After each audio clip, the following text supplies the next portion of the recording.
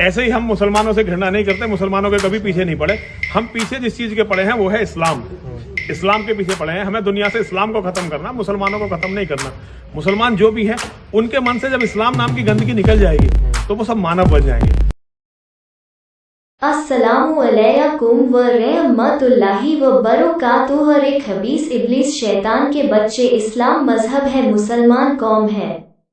मुसलमान कौम है तो दुनिया भी कायम है। तुम तो क्या हो, उनके कीड़ों मकोड़ों के बराबर भी नहीं हो। तुम्हारे से ज्यादा ताकतवर फिरौन, जालिम बादशाह, बड़े से बड़े जैसे इस्लाम मजहब को मिटाने के लिए सोने के सिक्के, शोहरत, दौलत और बादशाह बनाने का लालच देकर मुसलमान मजबूत ईमान वालों के साथ साजिशें, जंगें, लड़ाइयाँ की थी, पर इस्लाम नहीं मिटा सके।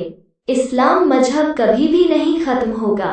इस्लाम मजहब, कुरान पाक और मक्का मदीना शहर की हिफाजत अल्लाह तआला ने खुद ली रखी है। कई गैर मुस्लिम लोगों को इस बात का गुमान है कि हम इस्लाम को टेक्नोलॉजी से मिटा देंगे। ये इस्लाम मजहब को मिटाने के चक्कर और चालाकियों से खेलकर यह अपने आप मिट जाएंगे। आजकल के टेक्नोलॉजी के जमाने में जितनी भी बड़ी से बड़ी और ताकतवर से ताकतवर बम विस्फोट आ जाएं, इस्लाम मजहब को मिटाने के लिए जो ये दुनिया चल रही, जितनी भी दुनिया में बम विस्फोट, बड़ी से बड़ी और चीजें बनाई जा रही हैं, ये सिर्फ अल्लाह तआला के हुक्म व फजलो करम से बन रही है। जितनी भी आसमान और जमीन में जानदार मखलूक और बेजानदार मखलूकात हैं, हर चीज पर अल्लाह रब्बुल आलमीन का इख्तियार, कब्जा है। अल्लाह हर चीज पर कुदरत रखता है।